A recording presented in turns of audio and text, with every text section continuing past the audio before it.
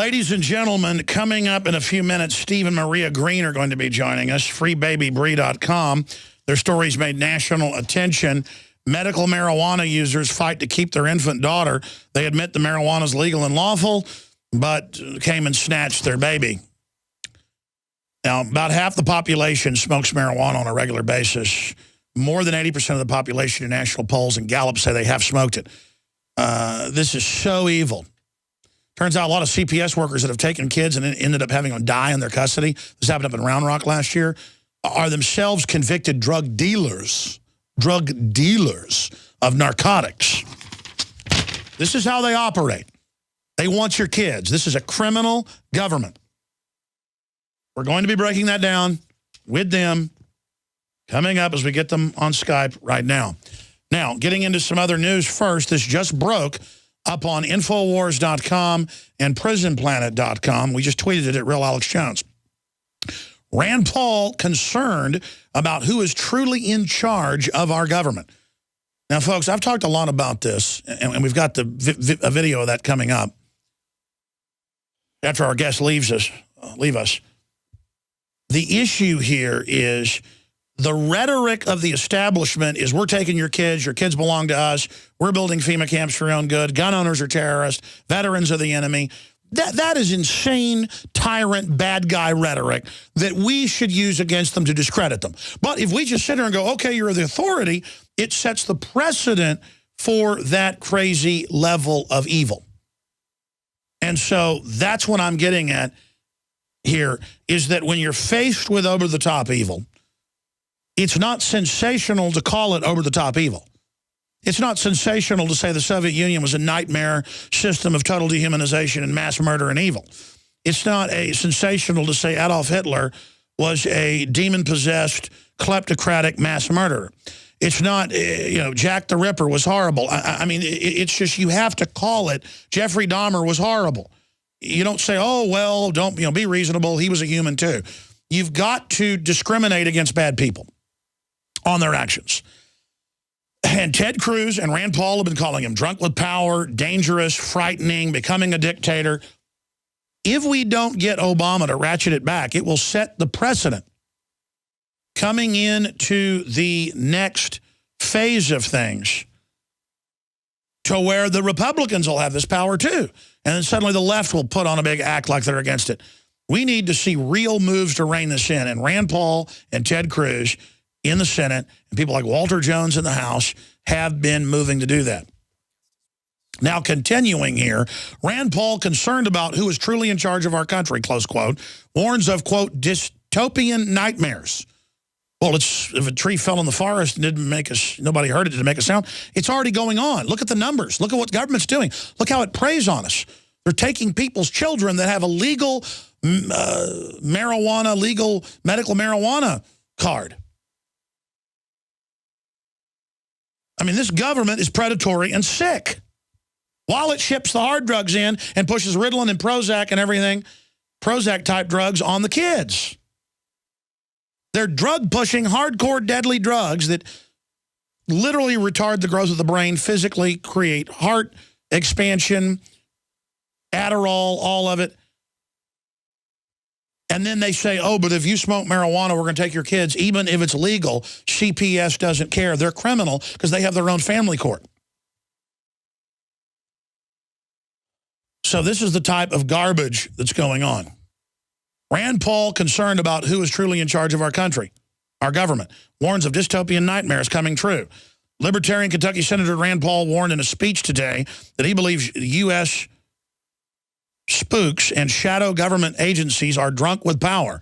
Well, there's no thinking about that. And that elected representatives are privately afraid of those operating behind the curtain. Well, look at how the NSA is spying on them. Yeah, he's saying they're coming after us. People are scared. I'm not scared. Stand with me.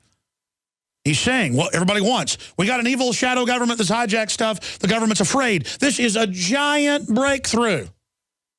Rand Paul tells it like it is, that Congress is being blackmailed and bullied. That's what's happening to the Supreme Court. That's why the evil can't stop. People are scared. The answer is 1776 info. You better be more scared of letting the globalists have their way. That's what I'm scared of. You got to stand up to these terrorists. They run the al-Qaeda terrorists. They run the guns. They run the drugs on record. Criminal corporate interests that have hijacked the country and they want to shut down the markets and shut down their competition. That's what we're dealing with as a society. Rand Paul concerned about who is truly in charge of our government. Libertarian Kentucky Senator Rand Paul warns in a speech today that he believes U.S. spooks and shadow government agencies are, quote, drunk with power, and that elected representatives are privately afraid of those operating behind the curtain. Rand Paul has pulled back the curtain. This is what I've been telling you, and everybody knows this, but no one's got the chutzpah, the cojones, the bravado, the will, the honor, the courage, the destiny, the common sense, the survival instinct. I mean, when you got total tyranny coming down on you, folks, you don't roll over to it. If you're getting chased through the woods by a bunch of wolves, you don't roll over and start crying to mommy like a dying rabbit.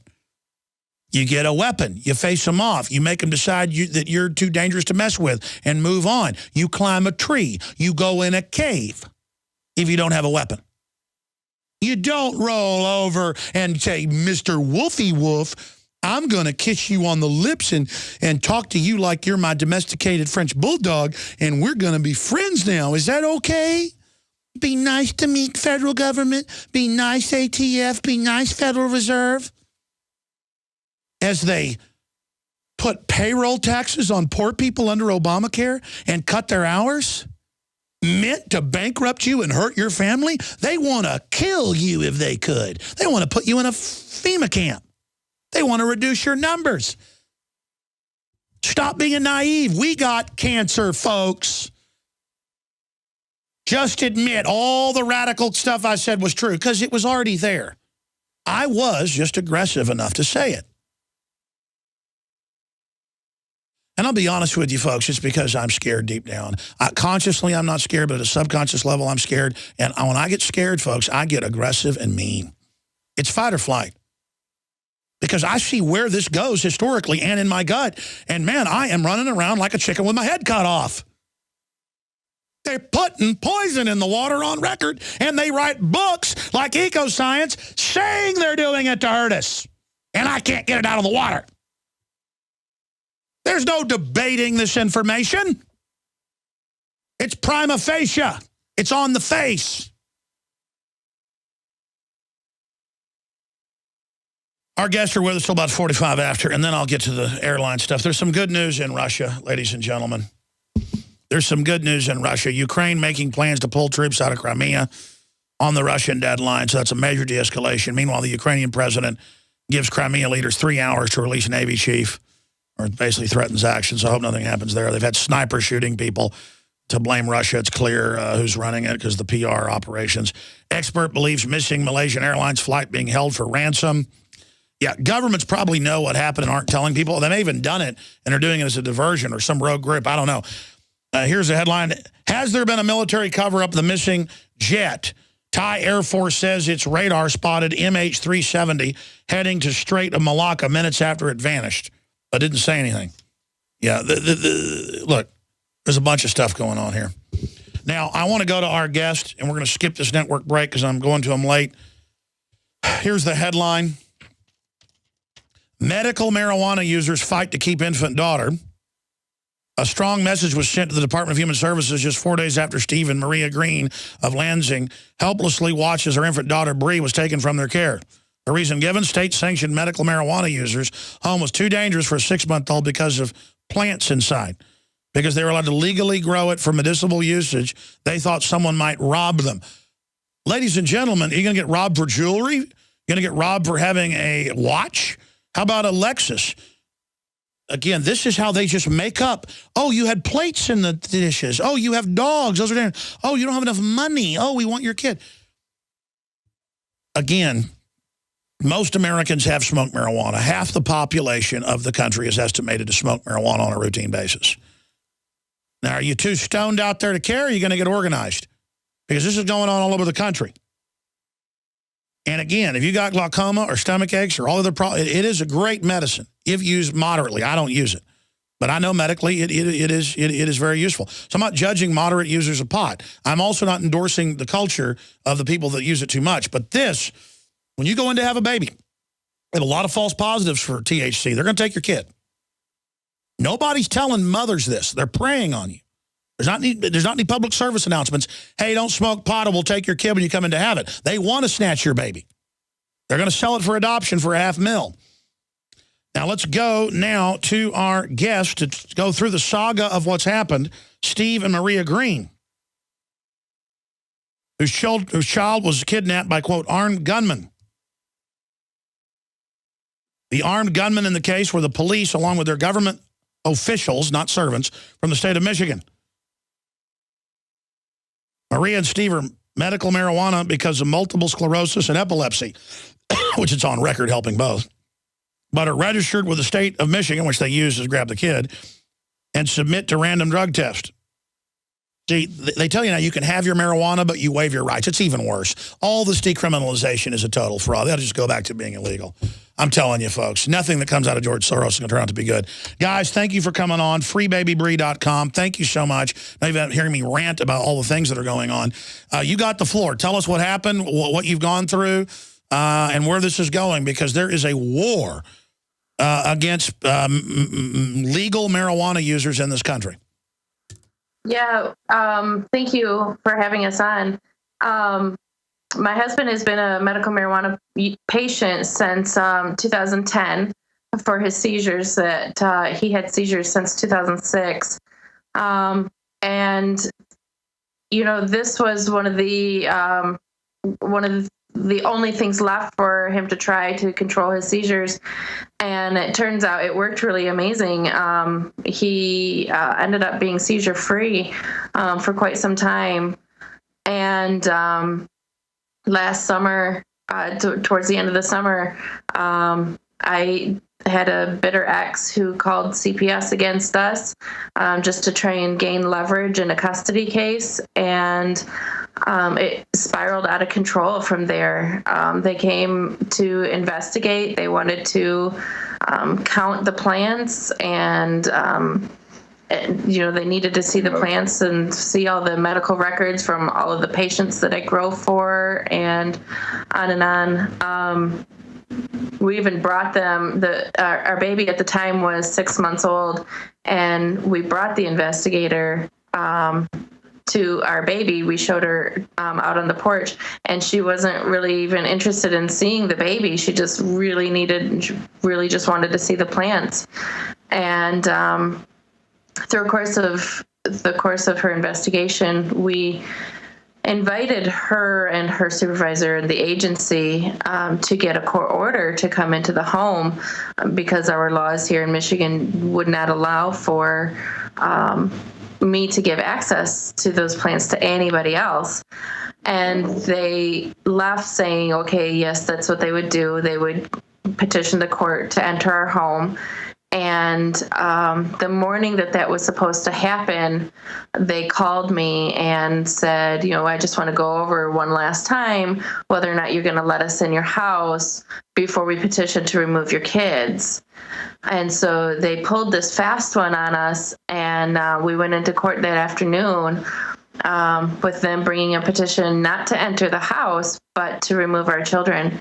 And the judge at the time, the referee, he heard a little bit of testimony, and in the end, he said that he was really just concerned that there was plants growing in the house, and even though I was legal to do so, he thought that would increase our chances of having armed robbery, and that the baby could get hurt. That's an incredible precedent.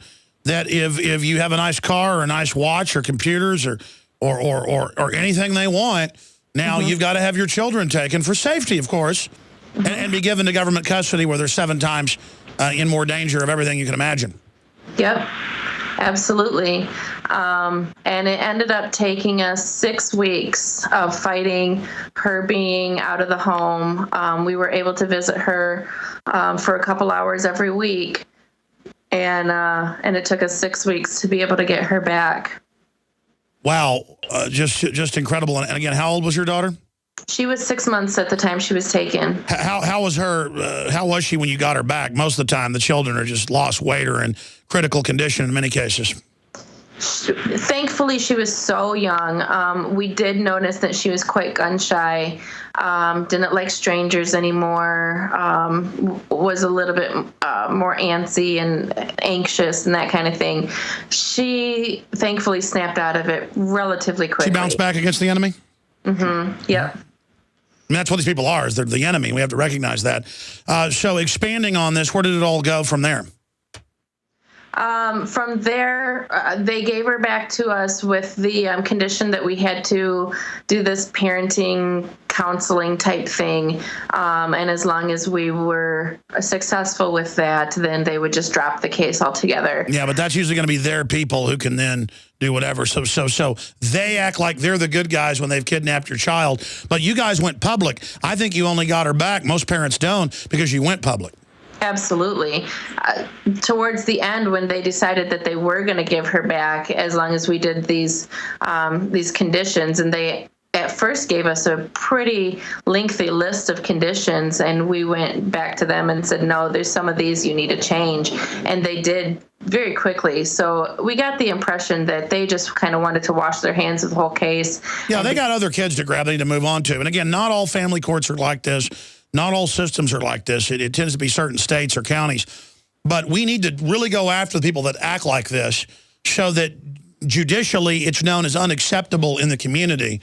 Mm-hmm. That, you know, either a country supports death penalty, it doesn't support it. It's about a moral decision of the people of the nation. We obviously don't want people taken because they have legal medical marijuana being grown in the home. Big deal. Did George Washington, you know, have his family taken away because he grew it? You know George Washington grew medical marijuana, right? Oh, yeah. Yep. So, I mean, I'm just sick of it. I mean, it's known for toothaches. It's known for people that are nauseous, glaucoma. It's known to change the brain waves in a lot of people that have epilepsy, as you guys were just talking about. You know, let's talk to your husband, Steve Green. Steve, talk about what it was like when they came, what they did. What was it like to see your daughter taken? I mean, describe that process, and then tell us what it did for both of your medical conditions. Yeah, as a father and a husband, you know, you can't imagine the amount of reserve it takes to not, for lack of a better word, clobber them. But when someone's trying to take your children, you know, there's nothing but rage that goes through you. But we were, you know, just able to keep collected and stay calm, and knowing that, you know, if one of us were arrested for acting irrational or something like that. Hey, I bet the marijuana after they left helped settle you down. Medical use there is to sedate you. And so it was just a nightmare for that to happen, but we knew we had to stay that way. And shortly after, we went to the doorsteps of DHS with about 200 people. And let's say that again. How many people? DHS? Yeah, we went to the main office of the DHS with about 200 protesters. But the DHS was involved in this. Yeah, that's the Department of Human Services runs CPS in our state. Unbelievable. Please continue with it. And so we, like you said, we hit the press and we made it public because we were outraged, and we knew that, you know, most Americans would be. And by the way, anytime somebody takes somebody's child because they smoke marijuana or whatever, we should have people rallying like we're going to Frankenstein's castle to tell them we're not putting up with this scum. I mean, this is what it's about. We hang together or hang separate. You get aggressive, you get a free country back. On guns, on marijuana, on parental rights, on father's rights, on everything. People better learn to stand up. I'm sorry I'm ranting, sir. No, you're good. You a lot of things, even in the intro, you hit the nail on the head with prescription drugs. And here in Michigan, if you decide to be a medical marijuana patient, or in my case, have to be because nothing else worked, then you pretty much give up your right to own a gun. And in CPS's eyes here in Michigan, if you're a medical marijuana patient, you give up your Fourth Amendment, they're allowed to just come on in and search whatever they want. Yeah, see, if I was having epilepsy, we're going to break, I want to come back and give you the floor, but if I was having epilepsy, I'm not waiving my Fourth Amendment. I'll go buy pot on the street. I mean, I cannot believe that they do this to people, making you waive your rights. Go ahead. Yeah, so it's kind of amazing that they put all these restrictions in place. But yeah, we pushed forward and had a great rally. A bunch of women got held hands and sang songs. Yeah, I notice it's women standing up in this country most of the time. Go ahead.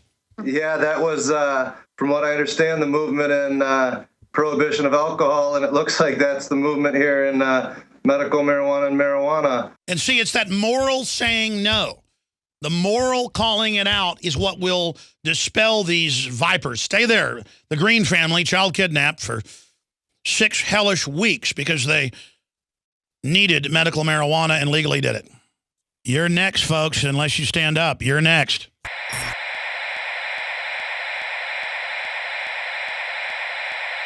Symbols are powerful, and the globalists have hijacked the symbols of America. They've turned them into their own symbols. Well, we are restoring the idea of the true republic, not the counterfeit globalist empire, by promoting the icon George Washington and others. That's why we're rolling out an 100% made in America line of incredible pro-liberty apparel. We are repopularizing liberty. We are helping fellow Americans rediscover what made this country great. We are the spirit of 1776. We are 1776 worldwide. We are all brothers and sisters in arms in the animating contest of liberty in the long march towards humanity's ultimate destiny of freedom. Visit madein1776.com today and vote with your dollars to promote truly made in America, high-quality products, and promote the ideals of liberty.